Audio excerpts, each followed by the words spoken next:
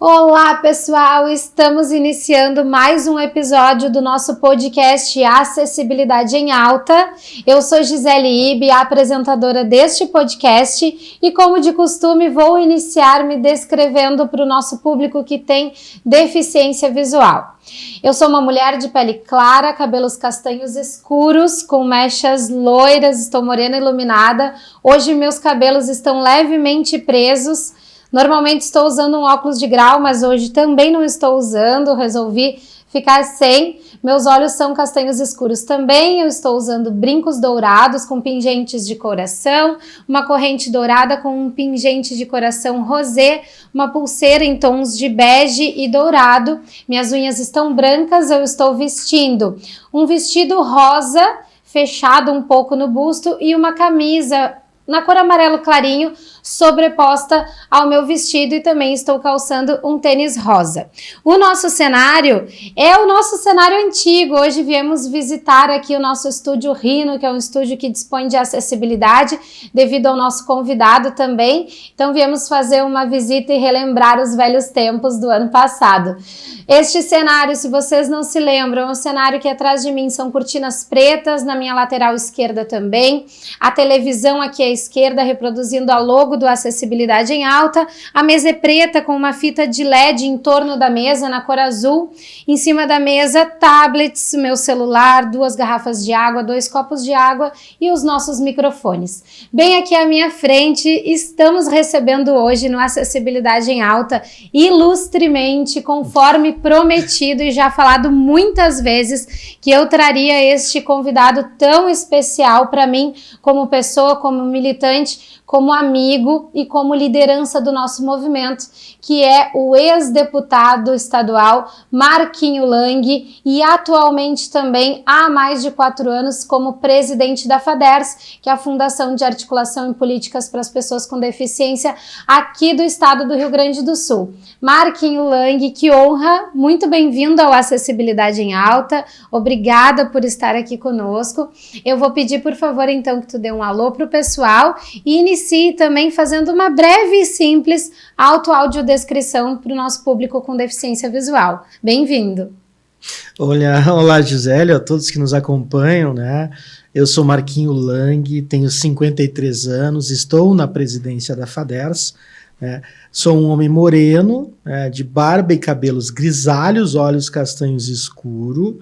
Estou vestindo aqui uma camisa polo branca, uma calça sarja escuro, né, preta, um tênis, né, um tênis preto, né, uso cadeira de rodas, né. Aí, fim da minha descrição. Como sempre, muito elegante e em sintonia aqui com a acessibilidade em alta. Marquinho, bom, tantas vezes eu já falei em ti, nos teus projetos e na tua atuação, história de vida, justamente por isso, porque tu tens muitas experiências para compartilhar conosco, por toda a tua trajetória, por ter sido deputado estadual aqui no Rio Grande do Sul, por ter sido autor de diversas leis também que beneficiam o segmento das pessoas com deficiência e por toda a tua atuação no momento enquanto presidente da FADERS. Então, gostaria de iniciar te conhecendo melhor. Isso é importante para a gente, é importante para o nosso público, que tu fale um pouquinho quem é o Marquinho Lang, por que Marquinho Lang e como tu iniciou nessa vida política, na vida do projeto público, como tu chegou até a FADERS, mas principalmente, tudo isso em razão de hoje tu ter uma deficiência física. E esta deficiência física eu sei que ela foi adquirida, então gostaria que tu contasse um pouco lá do início da tua história para o nosso público. Eu sou do interior de Bom Retiro do Sul, né, Gisele? Eu nasci gaúcho do interior de Bom Retiro do Sul, das barrancas do Rio Taquari, né, interior de Bom Retiro. Nasci em 1970, né, por exemplo, a minha questão toda, sou um filho adotivo de pequenos agricultores. A minha mãe não tinha condições de me criar, me doou com 50 dias para uma família de agricultores do interior de Bom Retiro do Sul, né? Fiquei com meus pais até os 18 anos, trabalhando na agricultura, né? Junto com meus pais, né? Cultivando a terra, criando gado, tirando leite, lá no interior, né? E Depois eu fiz o meu ensino fundamental, meu ensino médio. Também no interior. Também lá em zona rural. Na zona rural, mas já em Mariante, né, que é Venâncio Aires, do outro lado do Rio Taquari, para quem conhece lá. Estudei numa escola cenecista, Luiz Vasques da Cunha, lá em Mariante, né. Me formei técnico em contabilidade, né, no Oliveira Castilhos, em Venâncio Aires, que tinha uma extensão lá em Mariante. Depois, segui a minha vida, eu com 18 anos, o meu sonho sempre foi entrar na carreira militar. Eu acabei daí passando no concurso para bombeiro com 18 anos. Aos 19 anos eu já estava no meu curso de soldado. Me formei soldado bombeiro militar em Canoas, né, em 90. Daí passei por algumas cidades do estado.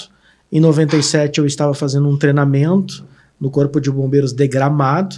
Caí de 10 metros de altura, fraturei uma das vértebras, né? Passei muito tempo, passei 2 anos no hospital praticamente, eu era cabo naquela época, estava indo até para o curso de sargento, acabei me acidentando, né? Tive uma lesão medular e fiquei paraplégico. Então eu estava lá com 26 anos e tive que retomar a minha vida, né? Numa situação mais difícil, na cadeira de rodas, buscando, né, melhorar ainda mais. Voltei para minha cidade natal, que é Bom Retiro do Sul, fiquei na casa dos meus pais, ainda fazendo o tratamento.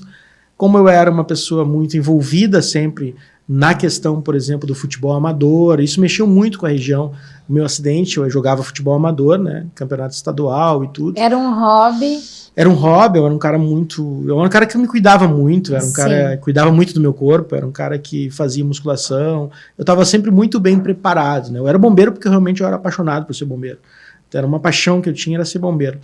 E aí, aquilo tudo mexeu com a comunidade, né? Porque como o meu acidente me colocou numa cadeira de rodas, isso mexeu bastante. Eu acabei me envolvendo na comunidade, fazendo palestras, mostrando um pouco da minha história, né, de tudo que foi acontecendo.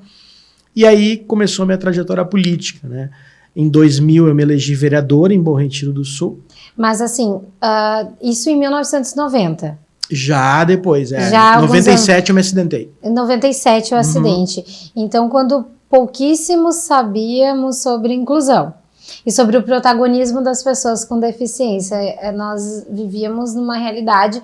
Se hoje nós já não podemos contar tanto assim com o protagonismo das pessoas com deficiência, imagina em 97. Então, realmente... Tu não era nem nascida ainda, né? Eu já era nascida, eu nasci em 89, não seja tão gentil assim.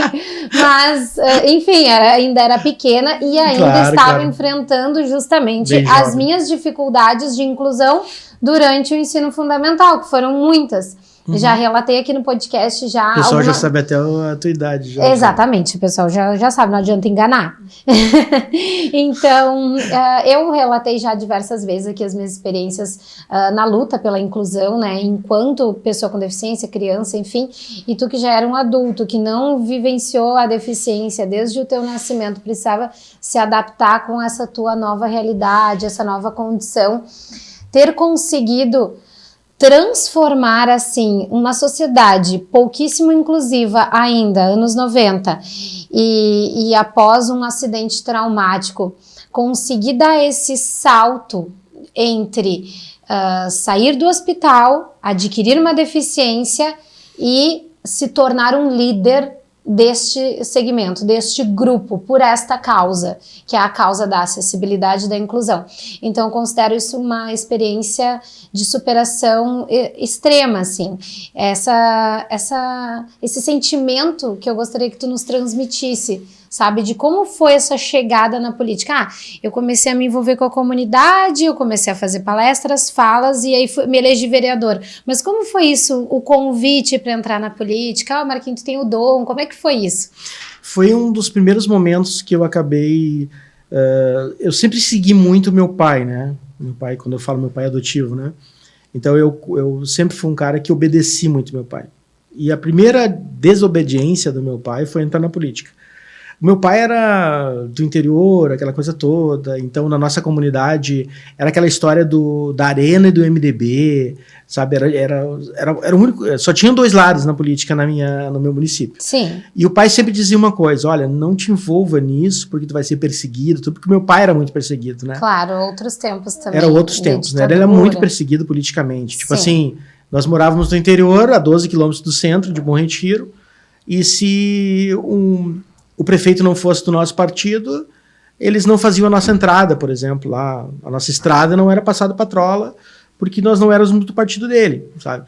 Então tinha muito isso naquela época, era muito difícil isso, né? Tinha uma perseguição muito forte. E foi o primeiro momento que eu desobedeci meu pai. Quando eu cheguei pro pai e disse que, pai, fui convidado para ser político, e o pai disse, não, tu vai te incomodar, vai acontecer um monte de coisa. E foi o primeiro momento que eu disse, não, pai, eu preciso. A gente precisa fazer alguma coisa. A gente precisa ver a política de outra forma. As pessoas tinham aquela coisa da política apenas como uma questão financeira ou uma questão de vantagens. Marginalizada, muitas vezes, né? Criticada, enfim, até pela visão do teu pai, que entendeu que tu sofreria perseguição, mas era nesse ponto que eu queria chegar. Então, na verdade, foi tu quem entendeu que a política é uma ferramenta de transformação e, Sim. por desejo, resolveu te colocar à disposição. Eu tenho muito disso, né? Porque o que aconteceu? O que aconteceu comigo em 97, no meu acidente, eu poderia ter morrido, né? Acordei 20 dias depois, né? Foi uma situação muito difícil para mim, passar por tudo aquilo. E por que 2 anos no hospital? Eu tive praticamente esses 2 anos no hospital, porque assim, eu tive 4 meses direto no hospital. Mas eu tive muitas cirurgias, muita coisa. Então, esses 2 anos ia para casa, voltava para o hospital, ia para casa, voltava para o hospital. E as cirurgias eram na tentativa de tu não permanecer como uma pessoa cadeirante? Não, mas era para correção mesmo. Para correção. Para colocar as hastes metálicas no corpo, que foram eu precisava. Bem sucedidas. Eu tive, por exemplo, a T7 e a T6, a 7ª vértebra torácica e a 6ª. Eu tive praticamente, elas destruíram as 2 vértebras, né? A pancada foi muito forte. Sim, 10 metros, né? Então, eu tive que refazer tudo aquilo ali. Então, eu passei muito tempo, sofri muito nessa questão toda, né? Então, para mim, aquele sofrimento mostrou para mim que tinha muito mais coisa importante, né, na minha vida, coisas que antes eu não via, que eu comecei a ver a partir daquele momento. Depressão não... Sempre, né? Sempre. Eu acho que depressão todos nós tivemos, Sim. né? Tu passou por isso, eu passei. Eu acho que não tem pessoas que... As pessoas ditas normais, elas já sofrem de depressão Sim. natural, que hoje é o maior mal que a sociedade tem, né? Mas estágio depressivo por muito tempo não aconteceu assim há 1 ano, 2 anos, isso não. Já... Era picos, né? Sim. Momentos. Sim, então, momentos. Então, isso tudo foi bem pesado para mim naquela situação. E eu sabia que eu tinha uma missão, que eu tinha que... Já que eu estava vivo, eu tinha que fazer diferença, né? Eu acho isso é importante, essa fala, ela precisa ser destacada. Porque o importante é nós estarmos vivos, honrar a vida e entender que este é o maior presente. Não importa a condição que a gente esteja, e sim sempre ter coragem, força para lutar dentro dessa condição que a vida nos dá, que foi o teu caso. Então, o importante naquele momento não era a frustração em ter adquirido uma deficiência, e sim a gratidão em permanecer vivo. E eu tinha que fazer isso diferença. Isso foi determinante, certamente. Foi muito importante isso, porque as pessoas, elas te viam como a possibilidade de alguma coisa diferente, né? E foi muito importante para o meu município, por exemplo, para Bom Retiro. Eu lembro que a Câmara de Vereadores, ela era no 2º piso de um local que não tinha acessibilidade nenhuma. E quando eu me elegi vereador, eles tiveram que sair daquele prédio. Sim. Eles tiveram que ir para outro prédio que fosse acessível. Então, isso mudou a forma de enxergar as coisas. Por exemplo, a gente não tinha acesso à Câmara de Vereadores, né? Tanto pessoas com deficiência, pessoas idosas, pessoas gestantes, obeso, enfim. Porque era uma escadaria... Certamente tu foi o primeiro vereador com deficiência do município. Sim. Certamente. Fui o primeiro. E talvez o único até hoje. Não, tivemos agora o atual vice-prefeito, ele é pessoa com deficiência, né? Sim, ele é meu cunhado até, o Éder. Qual é a deficiência dele? O Éder é cadeirante também. Ele sofreu um acidente ele era motorista de caminhão e sofreu. e seguiu mais ou menos os meus passos. E vamos chamar o Éder para entrevistar aqui no Acessibilidade em Alta, então, que Ele ótimo. é o atual vice-prefeito de Bom Retiro. Perfeito. E foi vereador também. Eu saí da Câmara e ele assumiu no meu lugar. Olha que interessante. A gente qual fez partido? Mais ou menos. Ele tá no Republicanos, no meu partido. Que bacana. Vamos chamar o Éder. Vai ser um bom convidado também, vai contribuir muito aí com as falas, sempre experiências para trocar, principalmente quando a gente fala de política pública, né, Mas Marquinhos? a gente precisa de um... Eu fiz as coisas, mas eu gostava de ver exemplos, né? E para mim, fundamental para mim seguir essa carreira, para tudo, é uma pessoa que já não está mais entre nós, que tu conheceu também, o Ivo Lesch, né? Uhum. O Ivo Lesch, que faleceu agora até o ano passado. O Ivo Lesch foi cadeirante também, ele sofreu um acidente, e foi ele que me direcionou muito para a questão da vida pública, sabe? Ele foi deputado federal, né, constituinte em 88. Então, o Ivo Lesch de Canoas, ele foi uma das pessoas que me ajudou muito. Uma referência, e a foi gente pode se... o Paulo Brum também foi uma grande referência. Ele foi deputado na mesma época que tu, na Ele entrou Assembleia? antes que eu. Eu segui os caminhos do Paulo Brum, os passos do Paulo Brum. Votei no Paulo Brum. Os giros da roda do Paulo Brum. Exatamente, porque eu sempre digo, eu em 98, no caso, porque depois eu fui candidato pela primeira vez em 2002, né? A deputado. Tá, vereador por um mandato. Vereador por um mandato só. Por um mandato, concluiu o mandato, concluí o mandato, concorri não, no meio do mandato, na verdade. Eu me elegi vereador em 2000, em 2002, no meio do meu mandato como vereador, eu já concorri a deputado. E elegeu? Fiquei como suplente. E assumi em 2005. Tá, então deu para concluir o mandato como vereador. É a metade do mandato. E assumiu em 2005 como suplente. Como suplente. Perfeito. E aí depois reelegeu. Aí eu, na primeira eleição eu fiz 18 mil votos em 2002. Na segunda eleição, que foi em 2006, eu fiz 31 mil. Nossa. Né? E depois, em 2010, eu fui a federal, daí eu fiz 50 mil votos. Nossa, meu Mas Deus. Fiquei como suplente. Claro, mas poxa, 50 federal. Mil votos. Em 2010, isso, né? É muito voto. Quantos habitantes tem em Bom Retiro? Bom Retiro, eu sempre brincava, se todos votassem em mim lá, daria 8 mil votos só. Pois então, dá... Naquela época, né? Dá 5, 6 vezes Bom Retiro inteiro para tua votação para deputado federal. Isso é muito gratificante, realmente, né? Mesmo que na suplência, eu meço por mim, que já concorri a vereadora, fiz apenas 2.182 votos aqui em Porto Alegre, mas eu não fui eleita, também fiquei na suplência como vereadora, mas eu considero muita coisa, porque é muita gente e é aquilo que a gente consegue atingir. Cada voto que a gente conquista num projeto eleitoral são pessoas e sem recurso, né, Gisele? Vamos ser bem franco, né? Mas independente disso, assim, são pessoas que te enxergam como uma referência. Perfeito. E a gente precisa valorizar muito isso, porque isso não é pequeno, é grandioso. Tu entender que tu pode ser um mediador da transformação, como um agente público, se colocar à disposição e trazer pessoas contigo. Pessoas que acreditam nessa intenção, na boa intenção desse projeto. Eu olho para o estádio, por exemplo, eu olho para o estádio Beira-Rio, por exemplo, nesse último Grenal, lotado, tinha 50 mil pessoas. Tinha 50 mil pessoas. É muita gente. Eu faço isso também, eu olho para uma balada com 2.000 pessoas às vezes e penso, tudo isso eu levei de volta. Não, e tu imagina tu conseguir naquele dia fazer com que essas pessoas saiam de casa com o título eleitoral e vá até a urna para votar em ti. Exato, exatamente. E é algo muito... É muito grandioso mesmo. Eu sou muito grata por todas essas pessoas que confiaram em mim. E eu acredito que tu seja da mesma forma. Então, assim, vamos agora falar um pouco sobre o teu mandato como deputado. Claro, como vereador, acredito que deva ter iniciado ali muitos feitos, mas num campo maior, assim, mais amplo, como deputado, sobre os teus projetos de lei, qual é a menina dos teus olhos, dos teus projetos de lei enquanto deputado, como hoje tu olha para trás e sente ter feito a diferença mesmo?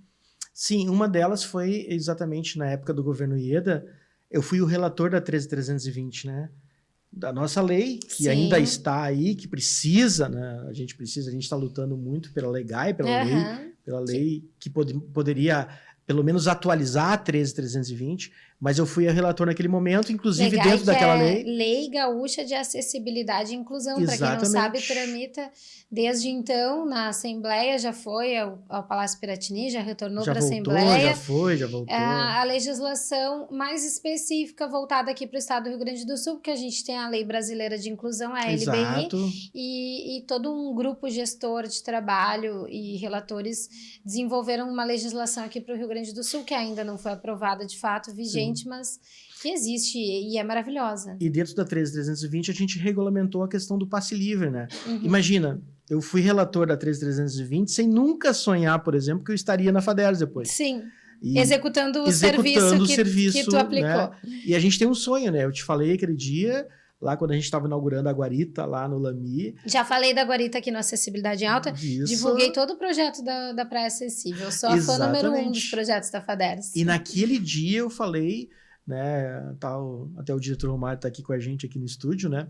E é uma das coisas que a gente está sonhando e que a gente vai buscar é o passe livre digital. Para que em 4 dias a pessoa com deficiência que tem direito, né, ao passe livre, que a gente sabe que é renda per capita igual ou inferior a um salário mínimo e meio, não são todos que têm direito ao passe livre, dentro, evidentemente, da CID que respalde, né, aquele teu direito, que as pessoas possam ter o passe livre digital, e a gente está construindo muito isso, e eu tenho certeza que esse ano isso vai sair do papel. Isso tu tá falando do interestadual, do intermunicipal, aliás. Intermunicipal. Do intermunicipal, isso para que o pessoal possa se deslocar para fora do estado. Isso, não, de município para município. De município para município. Fora do estado era o interestadual. Interestadual. Que tu faz direto já na. Perfeito. Perfeito, tá, é que temos essas opções, né, porque o interestadual ainda precisa de muito ajuste, ele, na prática, tem sido meio dificultoso, assim, para o pessoal com deficiência. Tá bem difícil de buscar, né? Tá bem difícil, mas o intermunicipal, ele funciona muito bem, e a pessoa com deficiência pode indicar 3 acompanhantes, né, tem toda uma essa semana eu estava ontem eu estava em conversa com a Transurb, porque a gente tem problemas graves na questão da Transurb, principalmente nas estações. E nós temos um problema grave que é a estação rodoviária da Transurb, né? Porque o acesso é muito difícil, o local é difícil, uma escadaria imensa, tu não tem como fazer a rampa, o elevador tu não tem como colocar, é uma confusão.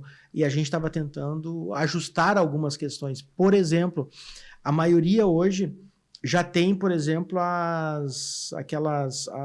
cadeira motorizada, né, e aí uma cadeira maior, e tem dificuldade, por exemplo, de acesso no próprio elevador, por exemplo, das estações. Tá. Então a gente estava tentando ajustar algumas questões, vamos trazer de outros estados o que vem acontecendo, por exemplo, em São Paulo, para a gente tentar, junto com a Transurb, reajustar, e já organizamos, por exemplo, para ter uma abordagem com a cidadania, um curso específico para os atendentes do Transurb.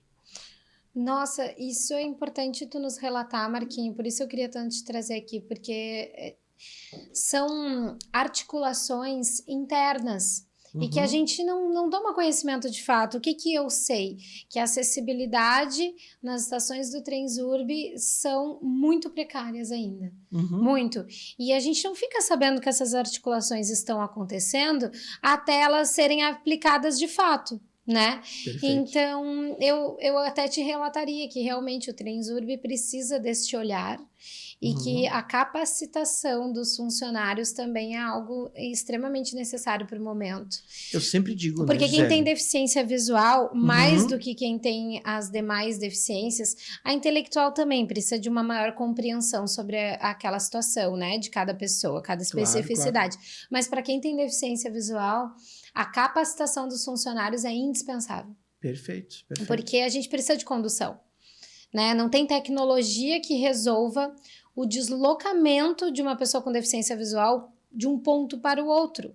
Então, a gente precisa normalmente de condução de pessoas capacitadas para saber conduzir quem tem deficiência visual. Então, fico feliz em saber que essa articulação está acontecendo pela FADERS. Estamos aproximando, porque assim, o que a gente faz? A gente faz a abordagem com cidadania específica para aquelas questões e para aquele local, sabe? Por exemplo, nós fizemos a questão da abordagem de cidadania, por exemplo, para os órgãos nossos de segurança, exatamente para que ele faça uma leitura rápida daquela pessoa que está à frente dele, né? Para que, de repente, numa atitude não possa criar uma tragédia por uma falta de identificação rápida, Sim, né? Violação dos direitos, né? Exatamente. A gente sabe que isso acontece, infelizmente. E a gente faz essas parcerias aí. Perfeito, a FADERS fazendo acontecer. Eu sou tão fã da FADERS, porque quando eu era criança, eu fui atendida pelo Centro Luiz Braille, que depois foi absorvido pela FADERS. Eu passei por atendimento psicológico, por curso de Braille, curso de datilografia, de digitação, curso de AVD, atendimento de assistência social. Todo o meu atendimento inicial enquanto criança foi feito pelo Centro Luiz Braille. Quando eu me tornei uma adolescente e a FADERS já havia se tornado fundação, o meu primeiro estágio na Assembleia Legislativa, o meu primeiro acesso ao mercado de trabalho, enquanto ainda aluna do ensino médio, foi encaminhado por projeto da FADERS, que era um projeto de encaminhamento de estagiários do ensino médio para os órgãos de governo, e eu queria muito ir para a Assembleia Legislativa, e eu consegui, ali eu me apaixonei também pela vida pública, pelo dia a dia da vida parlamentar. Então, imagina, apenas com 16 anos, uma menina com deficiência, aluna de escola pública, estar inserida num contexto como a Assembleia Legislativa, que é a casa do povo, mas é ali que muita coisa acontece, e ali a gente lida com pessoas extremamente capacitadas, inteligentes, é um ambiente bonito, é um ambiente elegante. Então, era diferente de tudo que eu vivia. Eu morava na periferia, estudava numa escola pública e eu ia para aquele lugar tão lindo e glorioso que é a Assembleia, né? Então, muda também uma realidade, muda uma visão. E isso foi proporcionado pela FADERS. E aí, depois, quando passei a ser servidora pública, então parcerias com a FADERS, trabalhei na Secretaria de Justiça, diretamente ligada à FADERS, e depois tive a honra de ser tua assessora por um tempo curto, mas que foi uma experiência extremamente gratificante também, lá dentro da FADERS, onde eu vi tu assumir como presidente e iniciar, com toda a tua vontade de trabalho, a tua idealização pelos projetos na FADERS. E é sobre isso que eu gostaria que tu falasse, nessa tua gestão de mais de 4 anos já à frente desta fundação, quais foram os projetos desenvolvidos, quais foram os projetos aprimorados também que já existiam e que tu conseguiu manter, né? Como a FADERS está funcionando hoje, que eu sei que tu tem muita coisa para falar. Uma das coisas que eu sempre digo que a gente chegou na FADERS em final de 2019, em junho, né, de 2019, e nós tivemos a questão dos 2 anos de pandemia. E a gente nunca pode esquecer que dentro desses 4 anos que eu estou à frente da instituição, 2 anos foi de pandemia, e as primeiras pessoas a irem para casa foram as pessoas com deficiência, e as últimas a saírem de casa foi as pessoas com deficiência, dentro dessa proposta toda da pandemia. Quanto a isso, nós tivemos algumas situações. Por exemplo, as entidades elas foram fechando. A Sergs, né, a questão da FENEIS, as entidades que trabalhavam diretamente, as APAES, com a pessoa com deficiência, elas foram fechando as suas portas, exatamente para proteger as pessoas com deficiência na questão da Covid, né? E isso fez com que a gente tomasse algumas atitudes o mais rápido possível. Por exemplo, nós não podíamos deixar as pessoas sem o passe livre.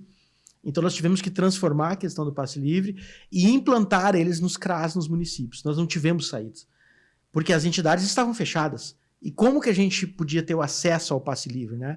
Então a gente começou a fazer esse trabalho, conseguimos montar isso dentro dos CRAS e transformamos essa questão do passe livre. Hoje, por exemplo, as pessoas têm acesso ao passe livre através dos CRAS dos seus municípios, né? Porto Alegre, por exemplo, é na sede da FADERS, que acontece, por exemplo, o encaminhamento do passe livre, e nós estamos numa parceria, fechando uma parceria, e no próximo mês aí, talvez, a gente já tenha dentro do Tudo Fácil. Então, as 8 sedes do Tudo Fácil, 3 em Porto Alegre e 5 no interior, elas vão também fazer o passe livre. Então vai facilitar, né? Porque as pessoas procuram. Por que no CRAS? Porque exatamente é o Centro de Referência e Assistência Social. fazendo com que os CRAS, como as pessoas já buscam os seus direitos no CRAS, isso facilitaria o acesso aos encaminhamentos. Perfeito, Essa foi a ideia. dos serviços, isso é gestão pública, isso é visão de gestão. Exatamente. Integração dos serviços. Até porque, quando a pessoa com deficiência ela vai até o CRAS, além de fazer os encaminhamentos que ela precisa, e ali na questão do passe livre, ela pode também ficar sabendo tudo que ela tem de direito, né? Porque ali ela vai poder ter todas as informações que ela precisa e os encaminhamentos que elas podem fazer. Por isso que a gente fez essa gestão dessa forma. Delegar essa responsabilidade também aos CRAS proporciona para o próprio serviço público, para os próprios servidores, também esse envolvimento maior com o público de pessoas com deficiência. Não somente direcionando esse público, vai lá para dentro da tua caixinha, né? Vai lá para a FADERS, resolve tudo na FADERS. Mas não, assim a gente dá também essa autonomia para que os órgãos se desenvolvam dentro da área da pessoa com deficiência também, obrigatoriamente. Perfeito. E isso é importante para a gente, pensando em inclusão, pensando em acessibilidade, em desenvolvimento, é muito importante que a gente conquiste também esses espaços, essa visibilidade. Eu acho genial, Marquinho, eu fico feliz assim em saber que a gente está avançando realmente, e decorrente de uma dificuldade, que foi a pandemia, mas que trouxe aí uma solução. Além de, por exemplo, a maioria dos nossos cursos antes, praticamente todos eram presenciais. Certo. E hoje a gente consegue fazer tudo em EAD. E isso fez com que a gente tivesse essa situação exatamente por causa da pandemia.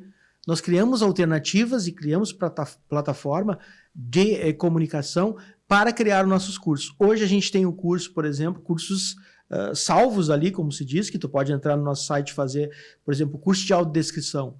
Curso de audiodescrição está à disposição no nosso site. Tu não precisa entrar para uma turma específica. Não, ele tem um conteúdo já programado, esse conteúdo pode ser acessado, então tu pode capacitar como audiodescritor a qualquer momento. A qualquer momento. Gratuitamente. O curso de abordagem com cidadania também, que você consegue fazer uma abordagem com cidadania não específica, mas em toda a questão da sociedade, a pessoa também pode estar ali fazendo o curso e captando várias informações que vão ajudar no dia a dia. Nós retomamos, por exemplo, que há mais de 10 anos não se fazia mais o curso de especialização dos dentistas para atendimento de pessoas com deficiência e transtorno mental. Então, nós conseguimos retomar esse curso. A gente sempre fala da questão, por exemplo, tá, mas a pessoa tem, por exemplo, autismo, tá? Vamos dizer que é um grau avançado, um grau severo, ou seja lá como as pessoas possam usar a palavra, né?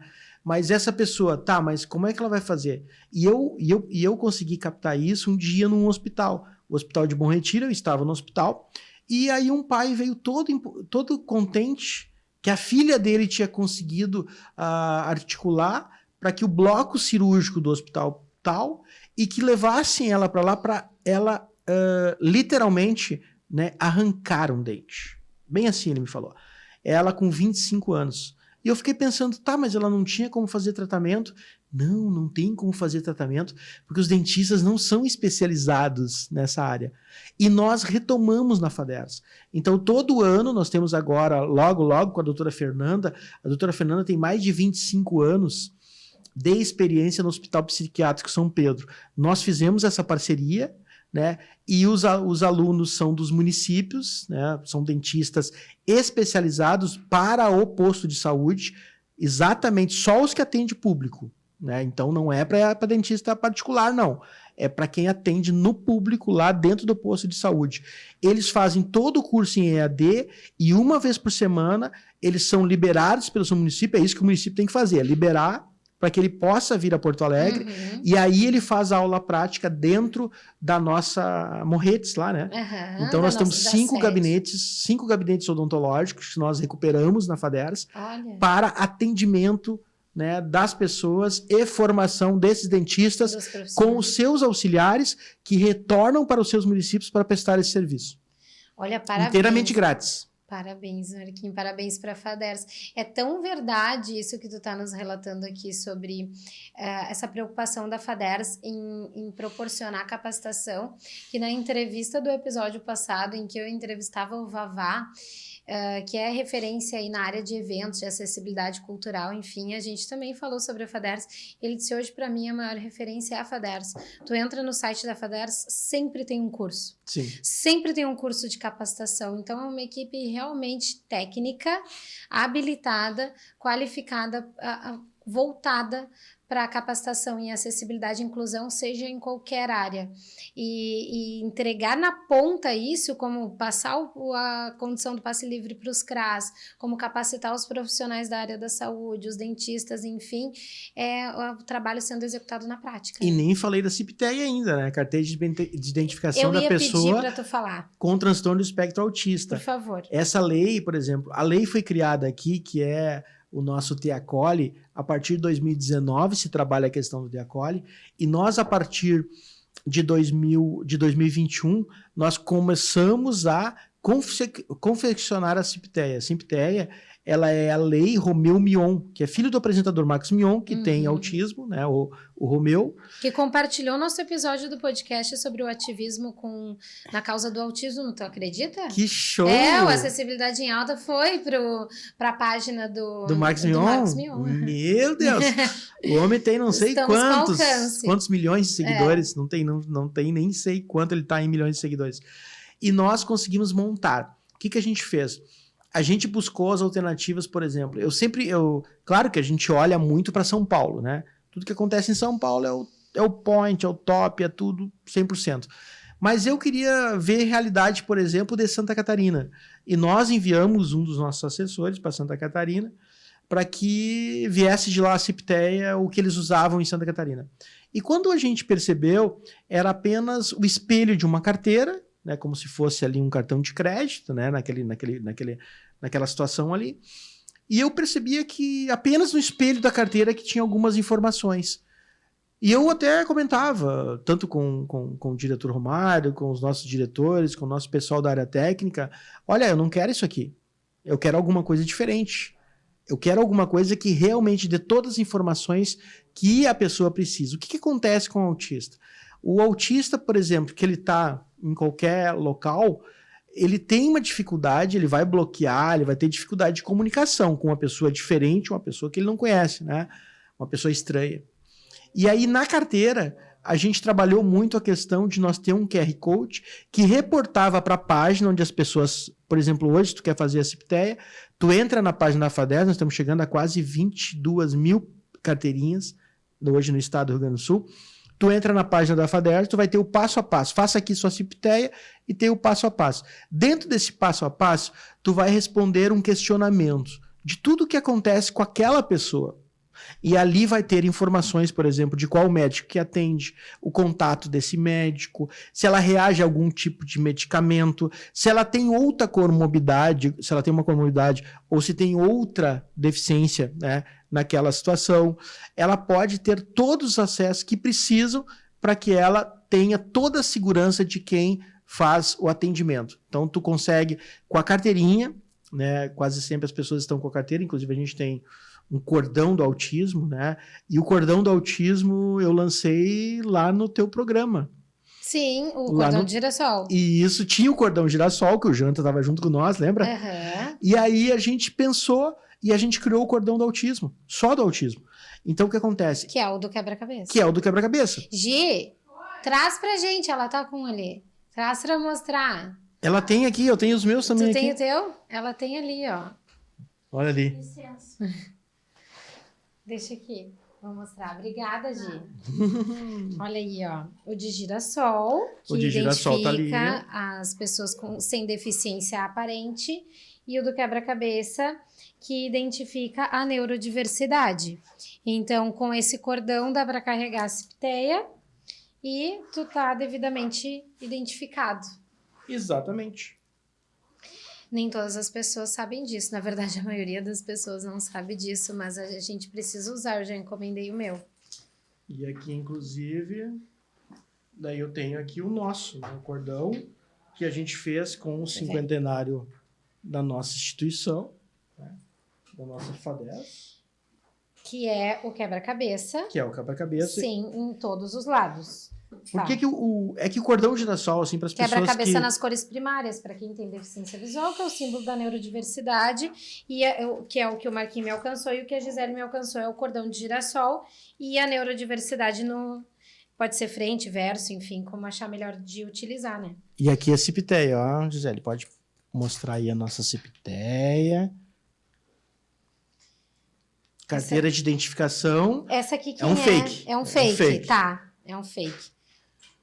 Mostrando na tela ali. E na parte de trás ela tem o QR Code. O QR Code que vai direto para a página, para a confecção da cipiteia, é isso? Exatamente. Vai, tudo que a pessoa respondeu no questionamento que a gente tem lá na página da FADERS.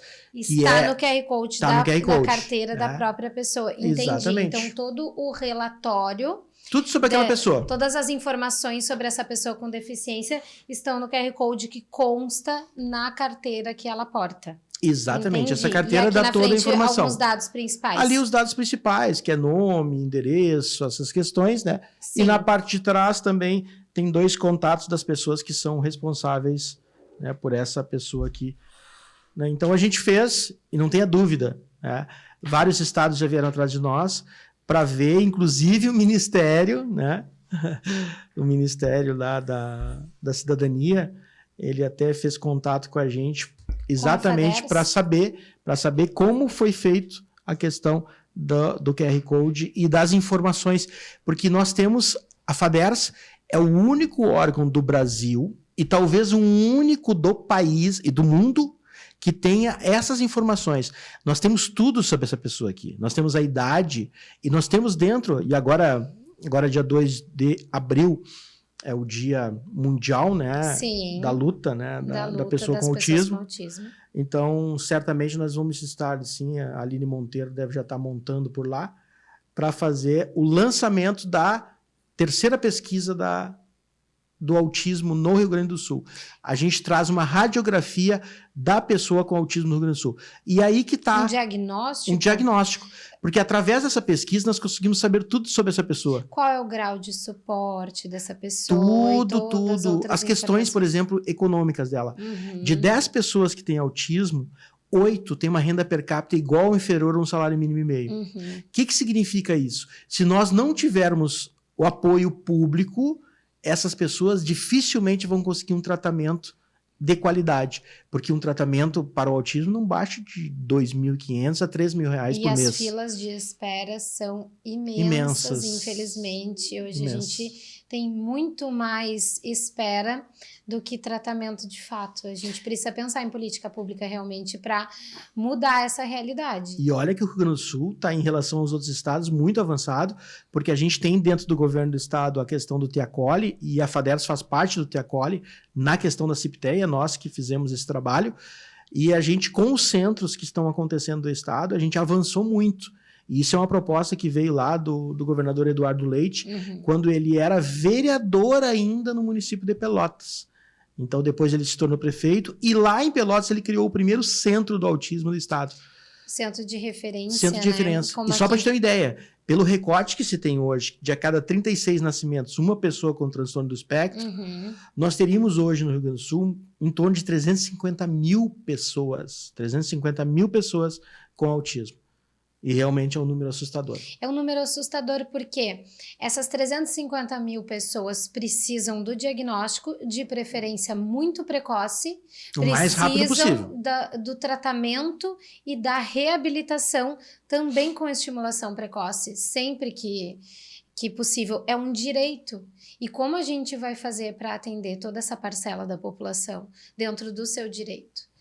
É um desafio? É um desafio muito grande, porque a solução não existe. É uma demanda muito grande. E isso, como tu disse, o Rio Grande do Sul é referência, Porto Alegre também, como capital do Rio Grande do Sul, já toma suas providências. Hoje a gente tem o Porto Alegre tem um super centro, né? Mas a gente falava num dos episódios sobre o ativismo pela causa do autismo, com o projeto Angelina Luz. Nós falávamos sobre isso. Nós temos hoje um centro de referência, que é o CERTA. Nós precisávamos de 17 CERTAs dentro de Porto Alegre, dentro de cada micro-região. Perfeito, porque hoje, por exemplo, a gente tem, nas questões dos CRAs, nós temos 22 CRAs. Então a gente tem esse momento, como por exemplo, e as regiões elas são distantes. Tanto é que lembra quando a gente foi fazer a inauguração lá da Guarita Acessível, lá do Lamy?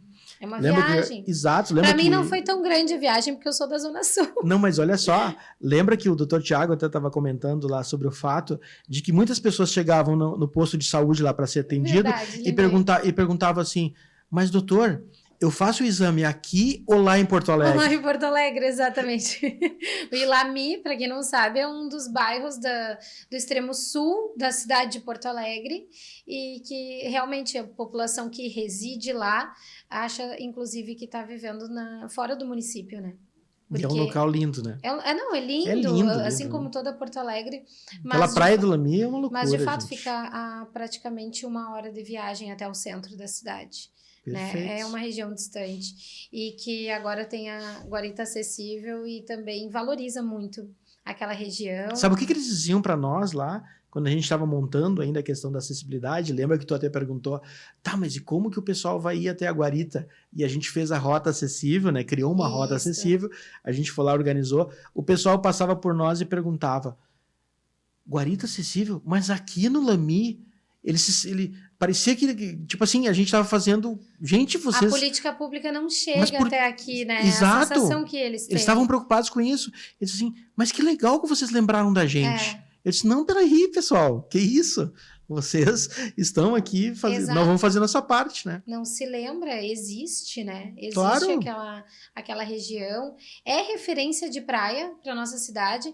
E como tu trouxe aqui este dado de que boa parte da população que tem deficiência hoje apresenta uma situação também de baixa renda, muitas vezes uma situação de vulnerabilidade, e a Praia do Lamy é uma opção para quem vive nessas condições. Claro. Né? Principalmente aqui na cidade. E o projeto de Praia Acessível é maravilhoso. Eu gostaria que tu falasse um pouco também, Marquinho, sobre esse projeto, que é uma alegria para a gente aqui no estado do Rio Grande do Sul, é uma referência também e é pioneiro, né? Inclusive agora eu já tenho o convite para em abril, na reunião do CONAD, do Conselho Nacional, eu vou estar lá fazendo a palestra e expondo esse trabalho para ser levado aos outros estados, tem interesse dos outros estados na formação e nessa parceria, porque a gente fez, na verdade o Rede Praia Acessível ele já acontece desde 2012 dentro da FADERS como órgão público, né, referência da pessoa com deficiência no estado do Rio Grande do Sul. Então o que acontece? Nós começamos o projeto lá em 2012 e agora a gente conseguiu implantar essa parceria com o Corpo de Bombeiros da Militar do Estado, né? Então, claro, isso ajudou muito por exemplo, como eu sou bombeiro, a gente nunca deixa de ser bombeiro, né? Claro. E junto com o comando, e eu tenho acesso ao comando... É bombeiro, tem deficiência e é político, então unindo tudo isso deu no Marquinho Lang, presidente da FADERS, que está trabalhando muito pela nossa causa.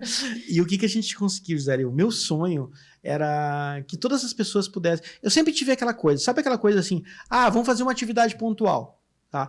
Vamos fazer aonde? Vamos fazer lá em Capão. Tá, vai ser que dia? Vai ser no dia 15. Dia 15 de janeiro, que é um domingo, tá tudo bem. Aí todo mundo vai lá, se reúne, tem as cadeiras anfíbias, todo mundo tira foto, o prefeito, o Marquinho Lang, presidente da FADERS, tira foto, todo mundo tira. Tá. Passou o domingo, recolhe tudo e vamos embora.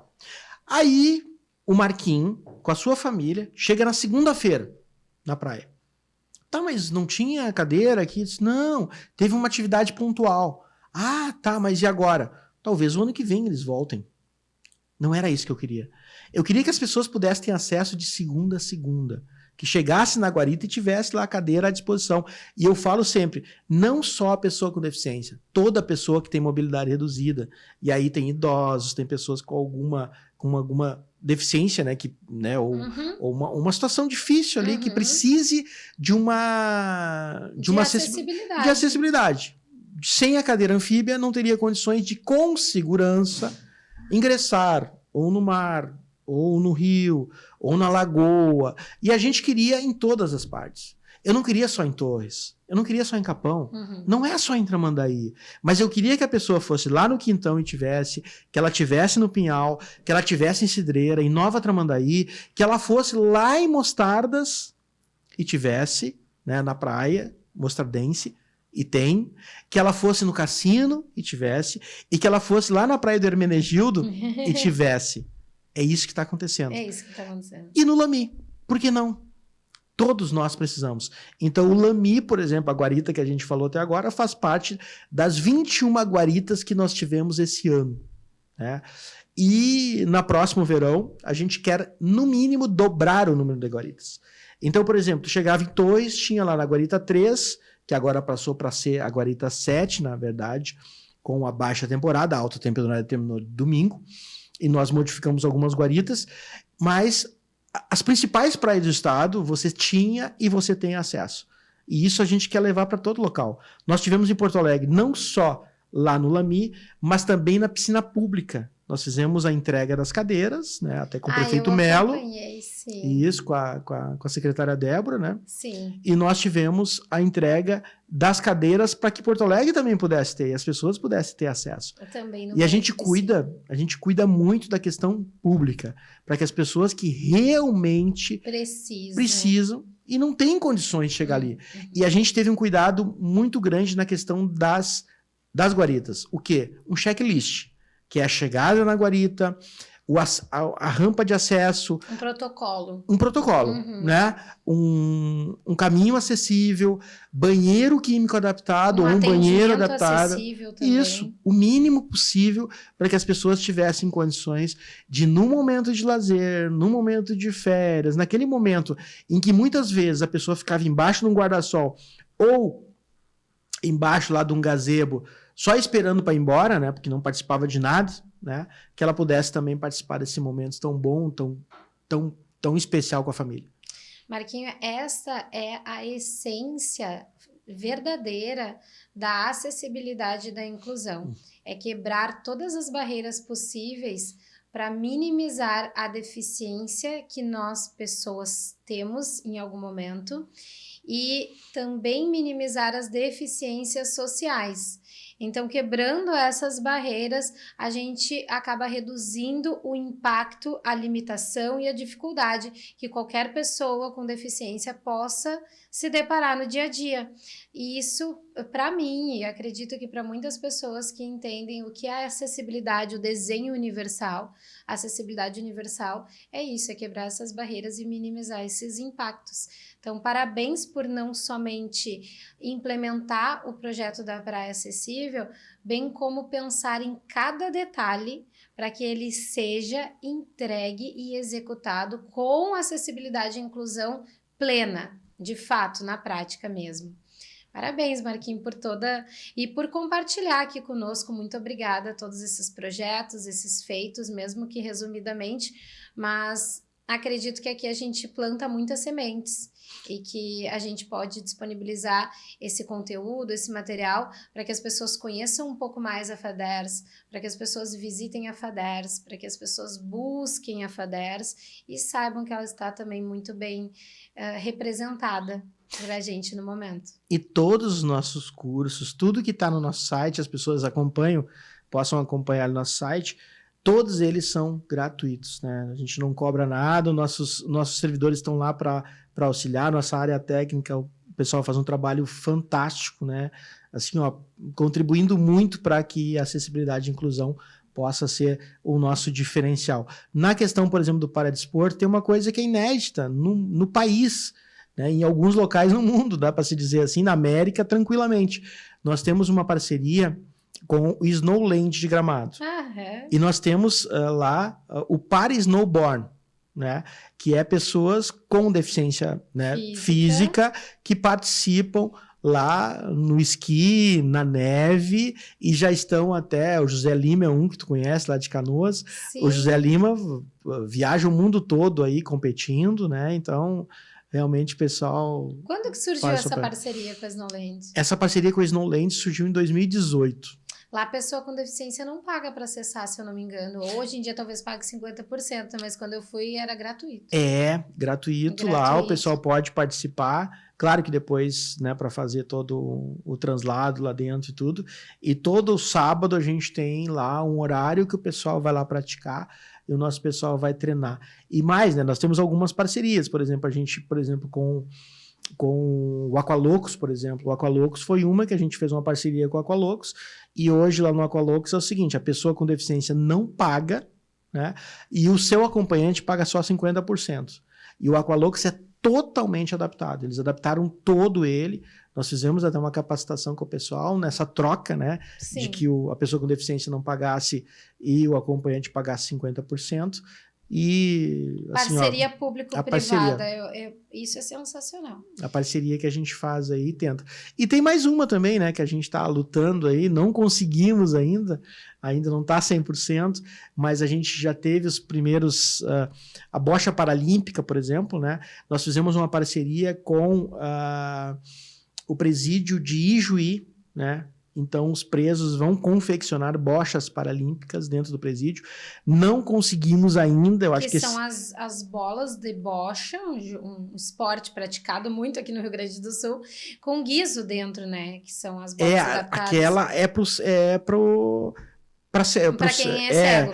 Para deficiente visual. A bocha paralímpica é aquela utilizada pelos quem tem paralisia cerebral, tem um comprometimento bem forte, bem grande, né? Tá. Como se diz. E essas bochas, elas são confeccionadas, elas são de couro, né? E são costuradas à mão. Elas são confeccionadas, vão ser confeccionadas dentro do presídio de Juí.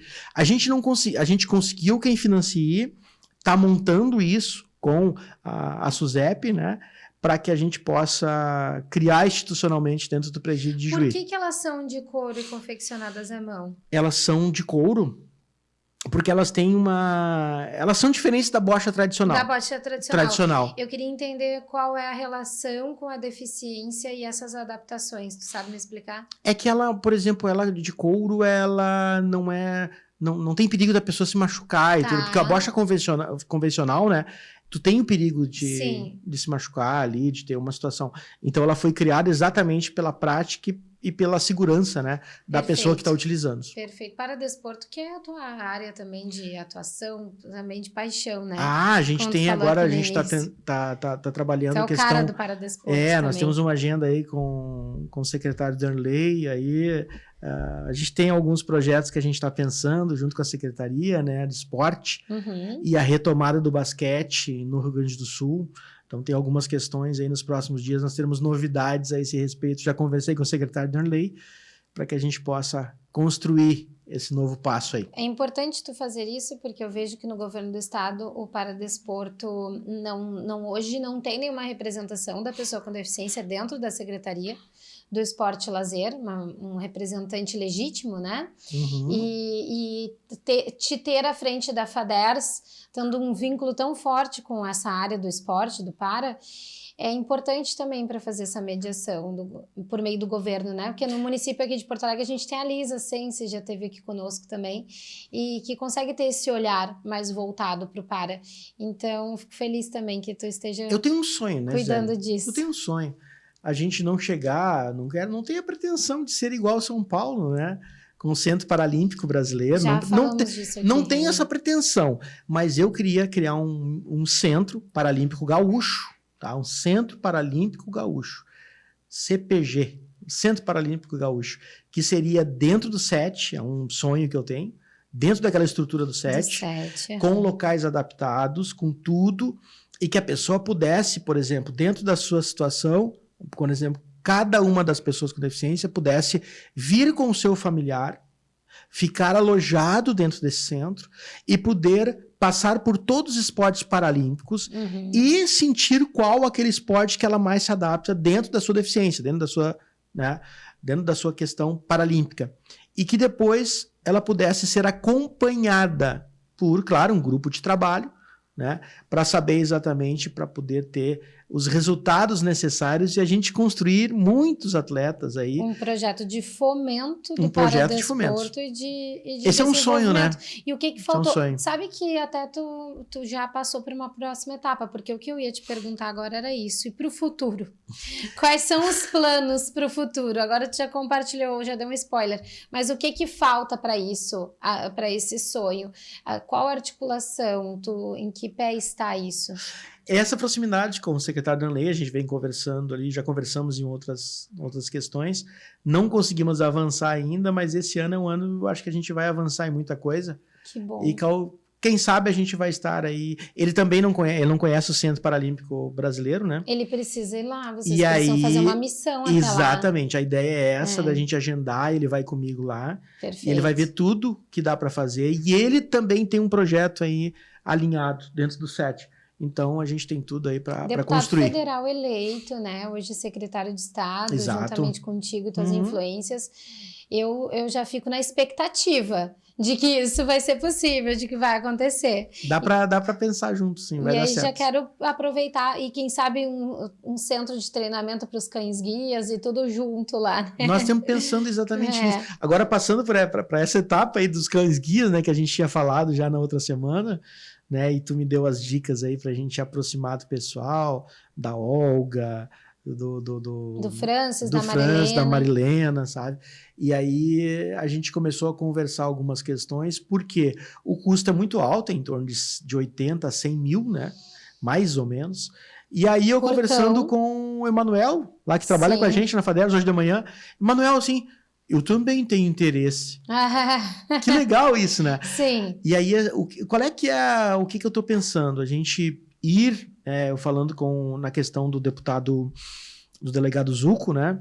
O deputado estadual, e já estamos construindo isso para que a gente possa chegar em São Paulo. A gente tem lá com o governador Tarcísio as portas abertas para fazer todo esse trabalho, toda essa consulta, ver no que São Paulo evoluiu, porque hoje a gente tem duas situações. A gente tem dentro da corporação, dentro da brigada, a gente tem, né, profissionais que podem treinar esses cães, e a gente tem dentro do exército também. Então dá para a gente construir alguma questão, porque a gente sabe que um cão-guia, por exemplo, ele é um labrador, tem que ser um labrador de pedigree, um top de linha, como a gente diria, né, esse filhote. Sim. E ele leva em torno de 1 ano e 8 meses a 2 anos para ficar pronto. Para ficar apto. A atuar como cão-guia. Exatamente. E coisa linda que foi aquela a nossa visita lá, guiada na Expo Inter. Que coisa linda, a gente foi com a prof. Marilena. Sim. Né? E com a Estrela, né? Isso. Para quem não sabe, que não conhece, é que a gente vai conversando aqui como se estivesse sentado num bar e batendo um papo. Mas essas pessoas aqui citadas, Francis, Olga, Marilena, são pessoas com deficiência visual que já têm o cão-guia aqui em Porto Alegre. Inclusive a Olga tem o segundo, né? Já tem o segundo. Isso, a Marilena, se eu não me engano, também já está no segundo, não sei. Mas, enfim, o Emanuel é um servidor com deficiência visual da FADERS, da área da tecnologia. Então, aqui a gente está falando da realidade de algumas pessoas com deficiência visual que conhecemos e que já tiveram inclusive, assim, ó, cão-guia. Se ligar para o telefone da FADERS, quem vai atender é um deficiente visual. Que é o Adroildo e a Marinette. E a Marinette, um dos dois vai. Isso. Lá. E, por exemplo, todos os sites do governo do estado, ou questões, por exemplo, de Banrisul e tudo, passam pelo Emanuel. O Emanuel faz toda a leitura para saber se ele realmente é acessível, antes de ir para o ar. Então a FADERS também dá toda essa assessoria, né? Faz todo Consulto público, sim. A gente faz todo um teste para ver se aquilo está realmente acessível. E seguindo o lema, nada sob nós sem nós. Tem pessoas com deficiência atuando e fiscalizando o serviço, executando o serviço e também lutando pela causa, que é o teu caso, Marquinho. Olha, eu sem palavras para agradecer tudo que tu compartilhou de informação conosco aqui hoje, além de compartilhar no início da fala a tua trajetória, história de vida. É gratificante, eu me identifico muito contigo, com a tua forma de trabalhar, forma de agir, de tocar a vida também, principalmente a vida profissional e essa luta na causa.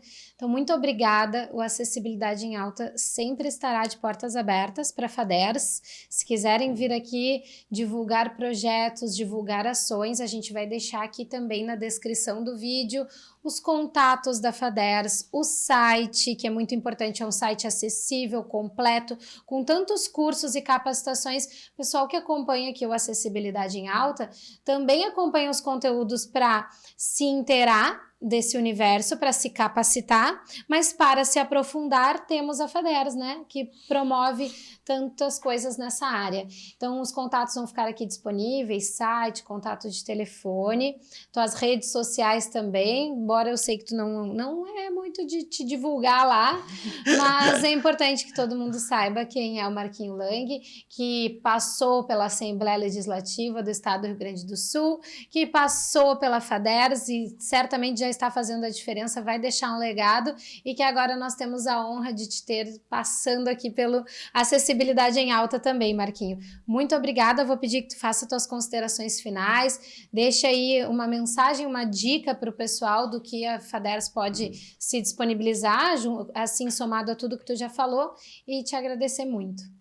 Eu acho que o principal, né, Gisele, é a gente saber agradecer muito por estar aqui, por poder fazer parte desse momento, né, por estar vivo, né.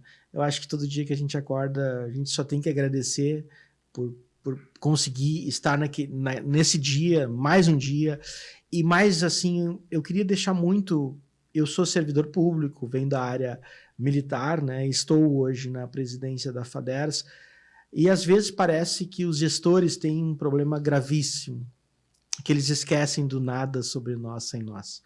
E aí quando eles vão fazer uma obra, quando eles vão fazer alguma coisa, eles esquecem de conversar com as pessoas que vão usar. E chamar as pessoas que vão usar para ver se aquilo ali realmente é acessível. Infelizmente, eu já passei por tantas coisas na vida, né? A gente nesse mundão aí de Deus, eu sempre falo, né? E tu tem mais, tu viajou um monte também, né, Gisele? Tu andou por tudo aí, e tu sabe tudo que tu já enfrentou. E a gente sabe que às vezes falta só boa vontade. Eu sempre digo que 90% de tudo que a gente faz na vida é boa vontade. É atitudinal. É atitude. O resto, aqueles outros 10%, é um pouquinho de estrutura, é isso, aquilo. Mas se não tiver boa vontade, não vai acontecer. Então é isso que a gente deixa, eu acho, para que todos possam ter quebrar as barreiras atitudinais. As outras a gente vai resolvendo. Perfeito, Marquinho. Muito obrigada, é muita alegria mesmo, com muita alegria que nós te recebemos aqui. Até uma próxima oportunidade, espero que tu retorne ainda para nos contar e nos apresentar a realização desse sonho, que é o CPG, que é o Centro Gaúcho Paralímpico. Então, pessoal, compartilhem esse episódio, eu tenho certeza que esse conteúdo é extremamente relevante também para que a gente leve a informação do que está acontecendo quanto projeto público na área da inclusão da acessibilidade aqui pelo estado do Rio Grande do Sul, que como foi falado, pode ser também utilizado como exemplo, como referência para o Brasil afora e para o mundo. Se inscrevam no nosso canal Acessibilidade em Alta, nos ajuda muito também a compartilhar informação sobre esse universo das pessoas com deficiência. Deixem suas sugestões nos comentários, curtam o nosso vídeo. Até o próximo episódio. Muito obrigada e tchau, tchau.